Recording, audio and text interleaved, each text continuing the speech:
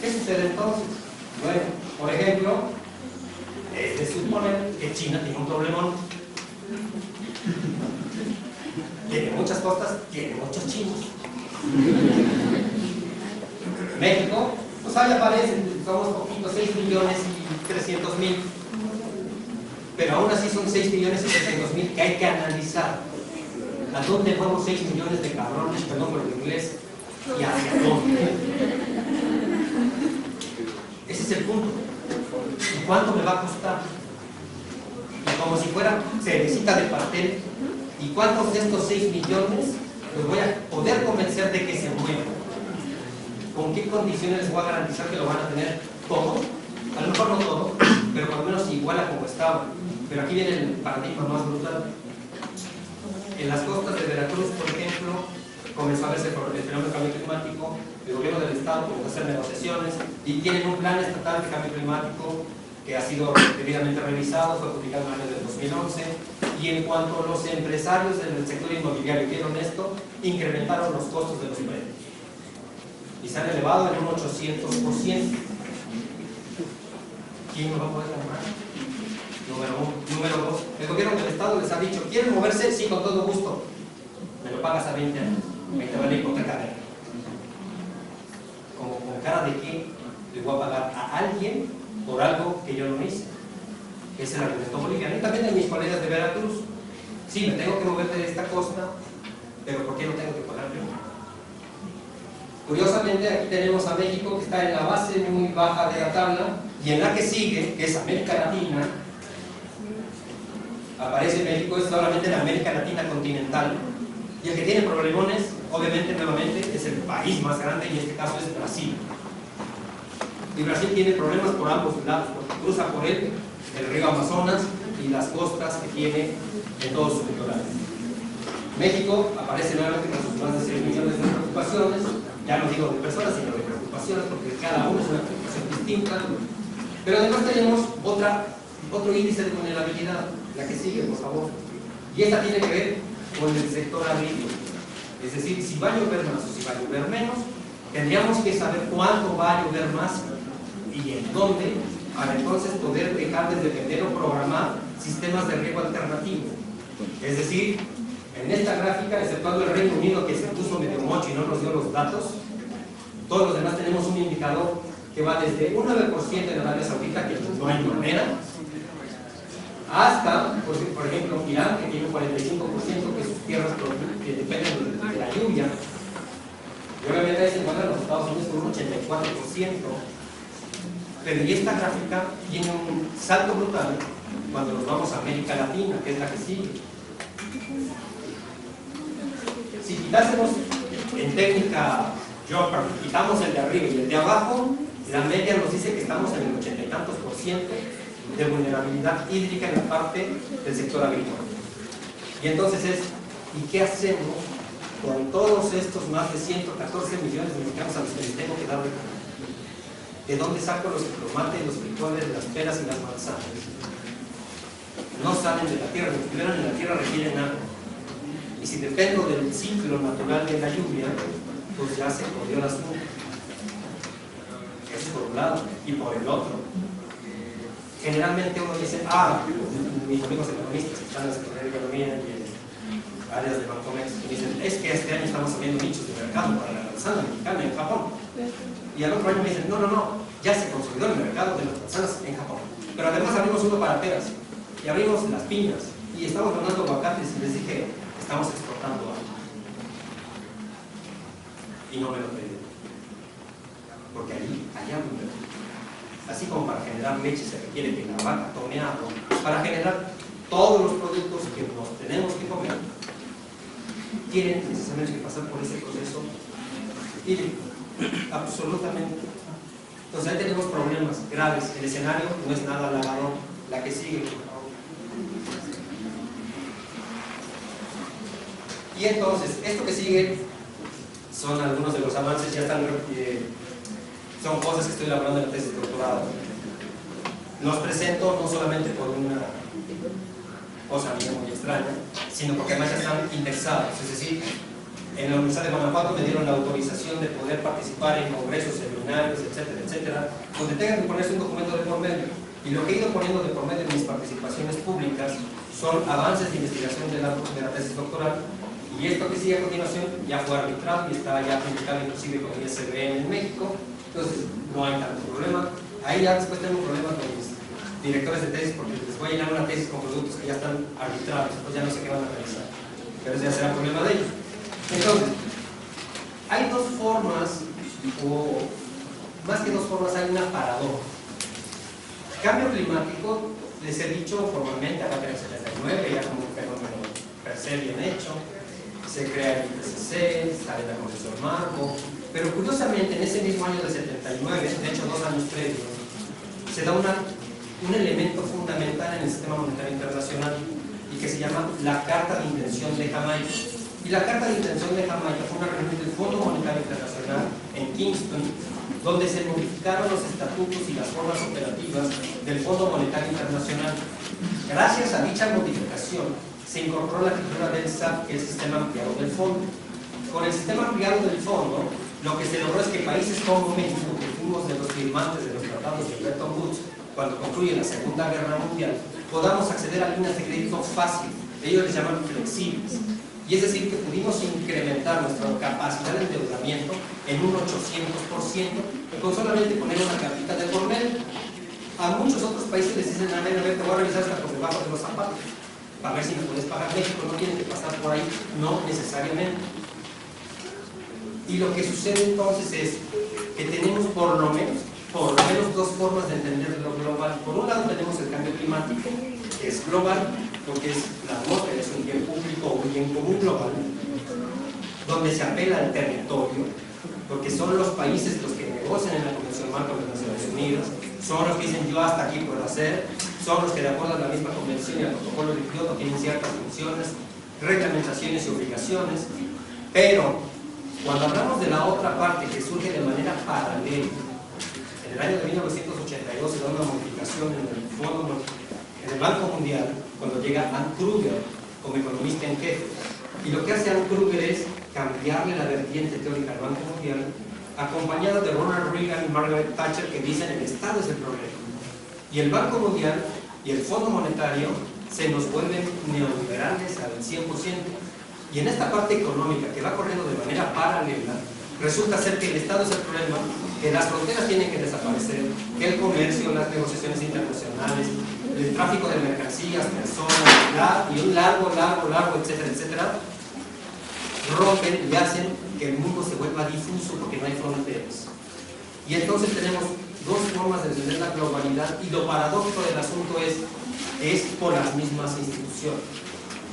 Es decir, a los que estamos en cambio climático, el Fondo Monetario y el Banco Mundial nos dicen el Estado es importante, y a los que están metidos en la parte más económica nos dicen no, el Estado es el problema, las fronteras son los chicos. Entonces a mí pareciera ser que estamos con una mujer histérica que no sabe lo que quiere. Pero aquí es que, y sí saben lo que quieren. ¿Por qué? Porque el cambio climático es parte del derecho internacional al medio ambiente, que está conformado no solamente por el cambio climático, sino por la Convención de Biodiversidad, la lucha contra la desertificación, la de conservación de las especies y un largo, etcétera, etcétera, de convenciones internacionales. Y entonces, cuando nos ponemos por allí, nos tendríamos que preguntar ¿cuánto nos cuesta tener este derecho? Porque cuando se tienen derechos, tienen que tener una política pública que tenga un presupuesto público que nos permita ejecutar. Si no es así, no hay manera. Entonces, cuando tenemos que el cambio climático es un hecho científicamente comprobado y que esto está regulado por un derecho internacional, lo que tenemos es que hay que revisar los procesos sociales que hay de fondo. Y hay que revisarlos porque, por un lado, estamos hablando de algo global, ¿cierto? Pero por otro lado, estamos hablando de mecanismos de respuesta que van sectorizados, que van de manera de respuesta nacional, incluso pasando en escalas de espacio-tiempo y de territorio, desde lo global hasta lo local. Y entonces ahí la pregunta es, ¿nos sirve todo esto? ¿O es un engaño?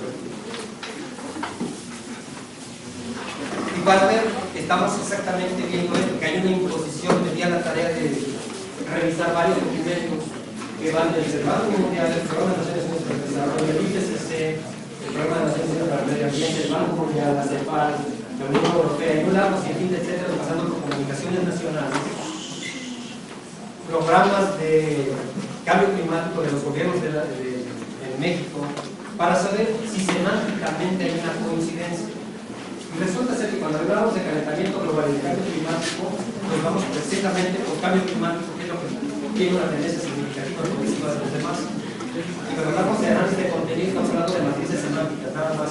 No me estoy metiendo de qué significa o qué implica, es solamente saber si todos los documentos tienen esta misma tendencia y la que sigue. Y en la que sigue vemos exactamente lo mismo. Cuando los políticos nos dicen es que el cambio climático es inexacto, decimos que tienes toda la razón. Y entonces se tendría que meter el factor incertidumbre. Pero curiosamente, en todos los documentos que son entre científicos y de carácter político, se le da mayor peso al escenario que la incertidumbre. Si esto fuese así, en la toma de decisiones tenemos que decir que no tiene un argumento para decirnos que no va a tomar decisiones, porque le está creyendo al escenario. Y este está extraño. Y está extraña porque algunos, aquí la gráfica es bastante interesante, porque solamente la segunda comunicación nacional de Brasil le da un peso más importante a la elevación de las temperaturas con respecto a la precipitación. Todos los demás muestran vaivenes, es decir, este no está consensuado, porque habla de un problema más real, más que técnico o de conceptos. Agua y sequía, seguimos con el mismo fenómeno. Aunque es el mismo de origen, es el mismo problema, está correlacionado con el agua. Si uno revisa semánticamente en una revisión de documentos, el concepto agua aparece más veces en todos los documentos, el concepto que el de sequía. Entonces habría que preguntarse, por ejemplo, en el caso de Guanajuato, que está en un proceso de desertificación desde hace 30 años, ¿qué van a hacer? Porque le dan una importancia al agua y a la sequía hacia abajo, considerando que van relacionados, y que la sequía es una manifestación de la falta de agua que están teniendo, y por el otro, de un problema de aforestación, porque han tumbado en los últimos 10 años 65,000 árboles para poder construir malecones y cultivar muchas zonas residenciales y un largo sinfín, etcétera, que han crecido brutalmente en 10 años a costa de sus propios recursos naturales. Pero ya no.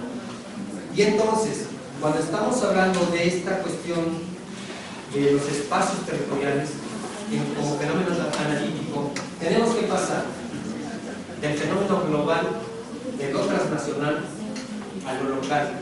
Y en lo local entender casi como elemento microsociológico qué piensa cada uno de los habitantes de la región que estoy tocando.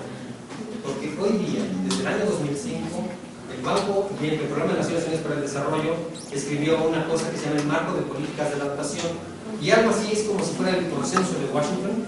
Tiene 10 recetas, y son 10 recetas de hacer planes de adaptación, donde el sector social es el que menos importa, y es el que menos importa porque no se le consulta. Entonces, si no sé lo que piensa el Juanito Pérez, que vive al lado de Nachito López, pues ya se podría el asunto, número uno. Número dos, que esto es lo que a los científicos sociales nos complejiza más la cosa cuando nos metemos a hacer análisis. Y es de lo que pienso hoy día, tal vez mañana cambiar. Y si eso pasa de aquí a mañana, ¿qué puede pasar de aquí a 3 años? Obviamente uno va creciendo, estos chicos que tenemos hoy día 15 CH, si les hago una encuesta un día que piensan de esto, me van a decir una cosa. Si yo los vuelvo a encontrar en 3 años, me van a decir otra versión completamente distinta. Es más, si yo les hubiera preguntado previo a entrar a esta sesión qué esperaban, y les pregunto después qué piensan ahora, han cambiado, para bien o para mal. Entonces, todos los planes de adaptación que se hagan tienen que tocar a lo social, necesariamente. Y entonces, cambiar el enfoque teórico implica saber cuál es el grado de integración, de asimilación, de aceptación y percepción del problema. Es decir, si yo lo vendo como un fenómeno de alarma mundial, lo que va a crear es alarma. Si les digo es un tema de investigación, tal vez en ellos científicos. Si les digo esto es algo en lo cual hay que trabajar todos, tal vez podamos trabajar todos juntos. Y entonces, para poder entender lo social hay que aplicar técnicas de carácter etnográfico. necesariamente que son entrevistas, la entrevista profunda, para saber qué piensa el personaje, el actor social, y pasarlo de ciudadano a eso, a actor social, a un actor social que tiene conciencia de las cosas. Uno de los primeros elementos de vulnerabilidad social en el contexto de cambio climático es la falta de información o la información incorrecta. Porque si yo parto del hecho de decir que todo está muy mal y que nos va a ir del carajo, saliendo de esta sala más de una vez se cae con palas. Entonces, como si fuera el principio de la trilogía francesa, hay que decirle, sí, está de la trompada, pero aún podemos salvar el barco. ¿Cómo lo vamos a salvar? Entendiendo qué piensa el ciudadano. Y haciendo que el ciudadano no solamente entienda el problema, que participe en la solución de los problemas. Y para ello, hay otra vertiente teórica por ahí en el mundo que se llama la gobernanza, y eso es un error. La gobernanza surgió como un fenómeno financiero y nada más. Cuando hablemos del ciudadano que participe activamente en la conducción de la política pública de su país, se le llama de otra manera, se le llama ciudadanía de alta intensidad. Y requerimos que el ciudadano vaya con su diputado y con su delegado y le diga qué estás haciendo y cómo lo estás haciendo. Y la otra es, ¿y yo en qué te puedo ayudar? Porque entonces aquí viene un problema.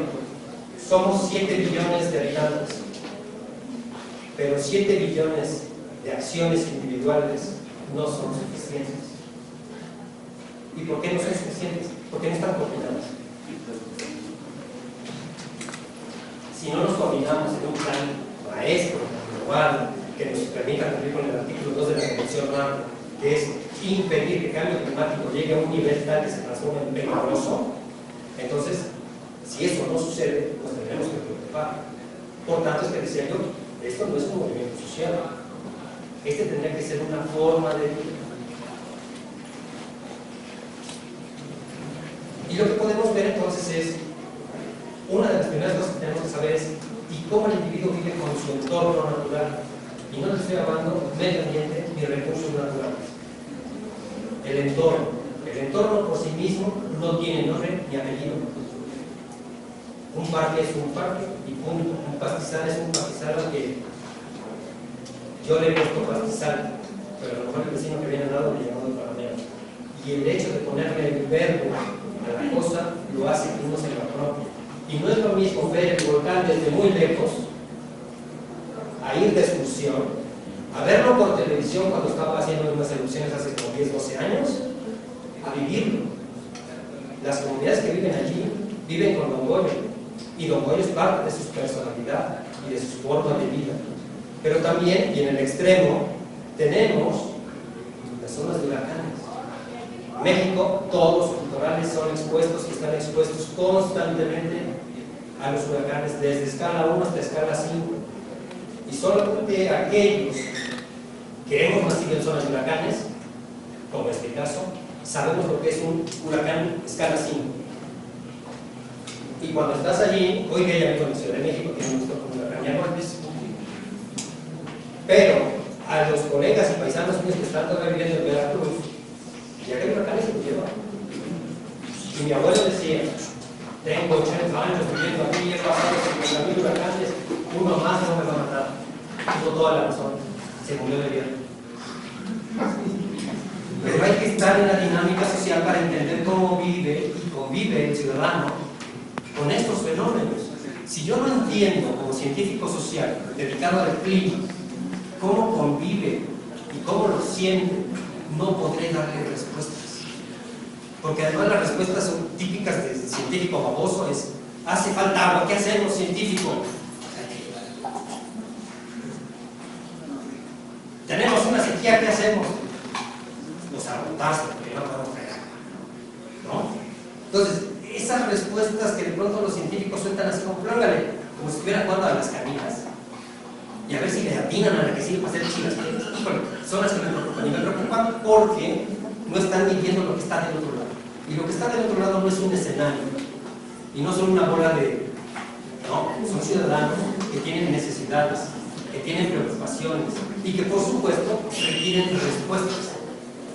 Cambio climático tiene un problema, y el problema es que en el año del 79, en Ginebra, cuando surge la primera conferencia mundial del clima, se reunieron 30 científicos, así escogiditos. De México fue uno, afortunadamente.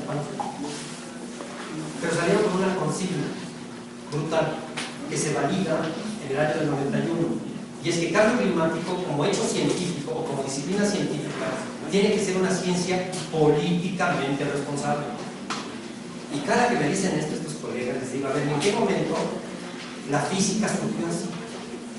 Con el afán de ser científicamente y políticamente correcta. Nunca. La química, menos. La biología, tampoco. ¿Por qué cambio climático? Sí. Y entonces la pregunta ya no es ¿por qué tenemos que ser científicos y políticamente correctos? Y a los políticos, ¿quién nos hace científicamente científicos? Porque entonces es la otra, dicen los científicos, el político tiene que tomar decisiones basadas en la ciencia. Y hasta donde yo sepa, pues no es un factor. La decisión política es un proceso de planeación, punto. Si hay ciencia o no, de por medio es otra historia. Entonces, tenemos una paradoja donde el uno al otro se echa la pelotita. Yo platicé hace unos cuantos días con el presidente de la República y me decía, es que yo no entiendo bien qué es cambio climático. Le dije, no te preocupes, no es el único. Ese es nuestro charla.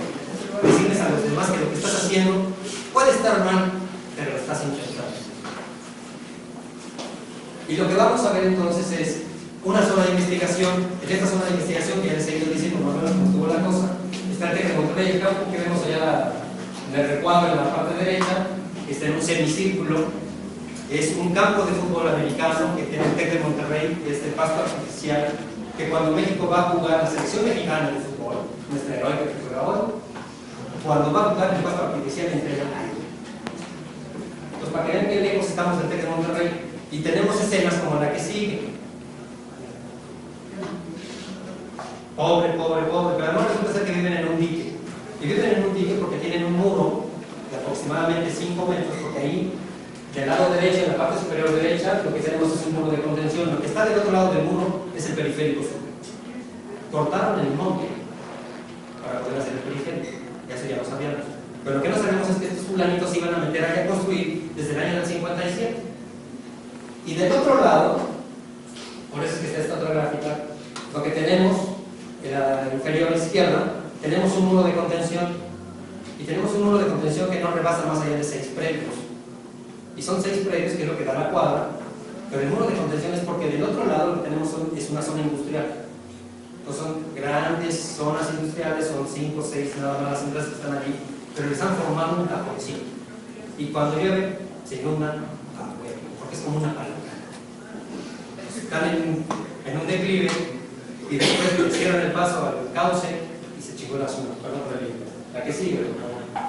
Y entonces ahí hicimos una encuesta con 1069 personajes, todos ellos viven allí, ahí nacieron, muchos de ellos son los propietarios originales, tenemos personas que están que tienen desde el rango de edad más desde los 1 año hasta los 99, y el rubro dominante es el de 20 a 29, que son los que a mí me interesan más. Entonces la que sigue, por favor. Cuando les preguntamos en esta parte de la pertenencia socioterritorial qué conocían de la delegación Tlalpan, consideremos que era 1069. Solamente 741 conocen la biblioteca principal de la delegación, la Casa Chaca, que es un monumento histórico, 672, la Casa Prisión de Morelos. José María Morelos estuvo detenido en la zona de Tlalpan, por si no lo sabían, bueno, ahí está el museo. Bueno, solamente 646 de 1069 la conocen. La Casa Pisac, que es una de las zonas de los marqueses de los tiempos de Porfiriato, ahí está. La Casa de Moneda es lo más conocido. ¿Qué tenemos después? Los datos históricos de la delegación. Entonces aquí tenemos una constante, un poquito cerca de 2/3 partes. Saben que los primeros pobladores eran otomíes, que eran parte del Marquesado del Valle, previo a 1928, que es una delegación desde 1855, es una delegación política desde el 28, y que en el mercado de La Paz, que lo conocen, por lo menos 645 personas, dicen conocerlo. Yo dudo que los 645 lo conozcan, porque es el mercado público más viejo de la Ciudad de México y fue inaugurado por Porfirio Díaz en 1901. Y está allí, la ubicación de plano, la que sigue, por favor. Y entonces cuando nos fuimos a saber si sabían dónde vivían, dónde estaban parados, pues tenemos datos contradictorios. Es decir, aquí los interesantes son los no y los sí. En el primer tercio tenemos los no saben que están parados donde está el cauce natural del descenso del río San Buenaventura. Número 2, están esta parte del río San Buenaventura en lo que antaño conectaba con el canal de la Vida, y esto consecuencia con la ciudad, en el centro de la Ciudad de México, con la zona de canales y todo esto, la cascada del el río que conducía hasta el centro, donde hoy día circula el metro, ahí corría agua. Pero además que están en el límite montañoso. La zona donde ellos están es la falda exterior del sitio, y que por consecuencia es un descenso natural con una inclinación de por lo menos 35 grados, y de que se inunda, que se inunda. Lo que no saben es que era un asentamiento irregular. Las generaciones más jóvenes ya no saben de esa historia, se la perdieron. Pero tampoco saben los más jóvenes hoy en día que en el terremoto del 85, por ejemplo, y esto es una anécdota brutal, es porque esta colonia fue construida como Dios les dio a entender. Y cuando me puse a averiguar quiénes habían sido los pioneros, pues me resultaron ser que eran los constructores del periférico. En el terremoto del 85, eso me dio certeza sobre la construcción del periférico, es que ninguna casa se cayó. Todas se mantuvieron en pie. Dije, para estos albañiles son humanos. Están sus casas, no se caen. Curiosamente, en el año del 86 comienza a circular el tren ligero desde el Estadio Azteca a Xochimilco, y ahí sí, nuevamente, 941, saben de esto. ¿Por qué? Porque hay una placa en cada estación. En 1997 nos dijeron que sí, y cuando les dijimos todo el recorrido de la colonia, que ya sabemos que se inunda y todo esto, y les dijimos en ese contexto que nos dijeron 846, dijeron, no, yo aquí no quiero, yo aquí nací, aquí no. Y se las creo, ¿por qué? Porque así como se originaron como una colonia caótica, desordenada, territorialmente hablando, pues resulta ser que hoy en una sola casa se han ido subdividiendo. Entonces tenemos a los papás que tienen, ya no son los papás, ya son los bisabuelos, y están los abuelos, y están los hijos, y están los nietos, y hay una casa específicamente que a mí me gustó mucho y me llamó mucho la atención, porque hay 6 generaciones. Obviamente ahí se van a morir. Yo no sé si por exceso de población o por qué, pero no se van a salir. Fíjense que ahí se van a quedar hasta morir. Y entonces, uno de los factores de vulnerabilidad es saber qué tanto saben. Entonces, obviamente, no saben mayoritariamente que hay una estrategia de cambio climático en la Ciudad de México, no conocen que hay una comisión intersecretarial de cambio climático en el Distrito Federal, no saben que hay una ley de cambio climático en la ciudad, no conocen la existencia del Centro Virtual de Cambio Climático de la Ciudad de México, y por supuesto, ni por aquí, que el derecho al medio ambiente está consagrado en la Constitución. Pues, ¿cómo van a reclamar algo si no lo saben? Y cuando les preguntamos de qué tipo de información tienen, pues ellos nos dijeron que sí, que han escuchado hablar de cambio climático. Solamente 4, que yo creo que están en otro planeta, dijeron que no. Por los marcianos. Les preguntamos que si han visto documentales de cambio climático. Obviamente la respuesta fue mayoritaria, 860. Sí, lo he visto. ¿Qué entendiste? Que si han visto documentales mexicanos sobre cambio climático, yo creo que me engañaron. Porque 44 me dijeron sí. Y cuando les pregunté cuál, se quedaron así como. Y les puedo decir por qué no. Porque no hay documentales. Excepto 2 o 3 experimentos que ha hecho TVUNAM y que no son públicos, a no ser que tengas cable, pues se chupó la cosa. Que si han platicado con su familia sobre cambio climático, pues dicen que sí, 1966. Y les pregunté, ¿y de qué? Pues de lo que han escuchado. ¿Qué has escuchado? Pues muy poquito. Entonces, así como muy extraño.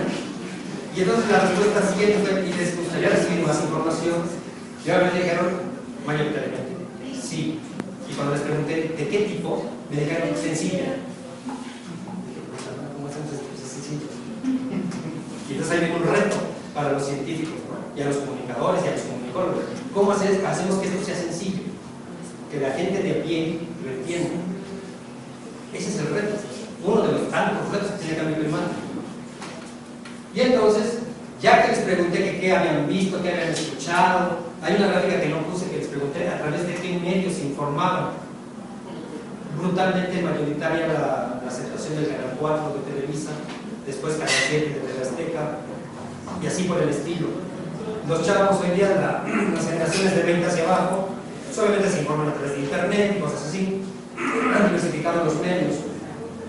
Y cuando les preguntamos que valoraran el tipo de información que conocen, obviamente me sorprendí, no tanto, porque obviamente lo que han visto son noticias fatídicas al respecto del cambio climático, y todo es alarmista, y por tanto me adjetivan un 34%, como que la información que conocen es alarmante, y un 22% dice es incomprensible. Y entonces ahí viene otro reto científico, es decir, cómo bajar eso a piso, cómo decirle al ciudadano de a pie que nos va a cargar un payaso sin que vean un payaso. Y aquí viene una paradoja, nuevamente, o sea, este factor social es muy interesante. Yo de hecho voy a regresar a esta misma zona de investigación en enero del próximo año a volver a aplicar el mismo cuestionario para ver si algo de aquí ha cambiado. Porque para eso que les decía yo, si con información la gente tiene mayores posibilidades de cambiar su percepción de las cosas, bueno, ese ejercicio lo haré en enero. Pero cuando les preguntamos, ya sabemos que se inundan, que el gobierno nunca los ha ayudado, que el cambio climático ahí está, que la cuestión, dicen ellos, es muy alarmante, no es del 30%. Y les pregunto, ¿quién lo tiene que resolver? Me dicen que el gobierno. Entonces es decir, como a ver, si nunca te ha ayudado, no te echa ni un lazo y sigues dependiendo de él. Y resulta ser que sí. Y sí, porque hay un dato que no está aquí, que es, por ejemplo, en México tenemos este plan de cambio de focos. Y cambiamos las bombillas amarillas por las nuevas fluorescentes, perdón. Pero resulta ser que para poder uno cambiar el foquito, pues tiene uno que llevar el recibo de la luz. Pues desde acuerdo. Entonces uno demuestra que está uno al corriente, que tiene que ser todo bien en regla, que está uno pagando constante y fidelitamente. Pero en esta colonia el 80% se roba la energía eléctrica. ¿Cómo le hacemos entonces? Pues no entra en el programa. Cuando les dije, oye, el programa este de Felipe Calderón del cambia el viejo por uno nuevo, menos. ¿Y por qué menos? Pues porque el gobierno te tomó un porcentaje, no te ponía el refrigerador nuevo. Y entonces me decía una señora muy pacientemente, mi refrigerador tiene 30 años. Y en 30 años, cada que se inunda se descompone. Pero es tan bueno que llega el técnico, lo repara y a los 3 días, ahí está. No le pasó nada. La antigüedad de los refrigeradores en esta colonia es superior, en un 80% de los refrigeradores, que son 425, el 80% de los 425 tienen una antigüedad superior a los 10 años de vida. Y una viejita que tiene un traste enorme, que la puerta pesa como la trompada, decía, este me lo regaló mi marido cuando nos casamos. Ay, señora, qué ternura. La señora tiene 84 años y es viuda 30. Pero me digo ternura, ¿cómo le digo que el refrigerador está para la basura? Pero además tampoco le puedo decir, oiga, vamos a poner uno nuevo, porque no tienen los pesos para irlos a comprar. Hoy día es muy común que en casa tengamos pantallas de nueva generación, pantallas LED, ahorradoras de energía. En esta colonia son 95. Y en cambio climático, y con esto cerrado, ya tenemos una vulnerabilidad social que está sin cambio climático. Esta que estamos viendo en estas colonias, ya así son vulnerables. Y si a esto le ponemos cambio climático, mejor me quedo muy preocupado, porque necesitamos mecanismos de respuesta. Los grandes problemas, los programas nacionales, requieren tener mecanismos de respuesta casi en automático. Así como se activa el Senapred con su fondo cuando vienen las sequías y las inundaciones, tendríamos que tener un mecanismo específico así para cambio climático.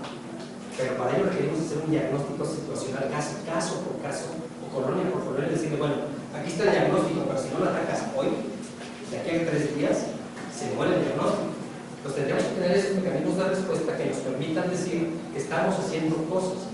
Entonces aquí los chavos tienen una área de oportunidad impresionante, porque el cambio climático no solamente llegó para quedarse, porque decía yo de que si hacemos un decreto de 002 a partir de mañana y esto tendrá por lo menos un milenio de existencia, sino porque son ellos los que se van a quedar con el paquete. Y son ellos los que se van a quedar con el paquete porque la primera generación de científicos que están haciendo esto se arrancó en el año 95, encabezados por Carlos Gaya, y allí siguen. Hay una segunda generación en la cual estoy incorporado un servidor. Somos personajes que estamos entre los 35 y los 45 años. Algunos de ellos ya doctores, otros en proceso de terminar el doctorado. Pero tenemos que motivar a que los chavos lleguen y sean la generación que sigue. No podemos quedarnos, y este es un mensaje literalmente de Carlos Gaya que me lo ha pasado a mí y que yo cada recuerdo lo tengo transcrito. No podemos quedarnos como los grandes faraones egipcios que los enterraban a ellos con todo y el perro, y les echaban la comida y toda la fiesta funeraria. A los científicos que hacemos cambio climático no nos gustaría que nos entierren con los papers en los libros. No, esto tiene que seguir, tiene que continuar, porque finalmente no es el mundo en el que yo estoy, es el mundo en el que todos estamos. Y yo estoy en esto, que muchos siempre me preguntan, ¿por qué estás aquí? O sea, yo trabajo como burro, perdón por el inglés. Hay días que me meto jornadas desde las 6 de la mañana hasta las 12 de la noche y hay días que no duermo. Y me dicen, ¿por qué tanto trabajo? Platicaba yo con algo y después lo vimos en un video. Lo platicamos primero y cuando lo puse en el video puso lo mismo que ya habíamos platicado y él dice en un pasaje de su video. Dice, voy por el mundo repitiendo la misma historia N número de veces. He dado más de 1000 conferencias en el mundo y me siento frustrado. Y me veo frustrado porque no veo cambios. Y yo le dije cuando platiqué con él, yo no quiero vivir como tú. Yo no trabajo solamente por todo el mundo, yo trabajo por el mundo. Muchas gracias.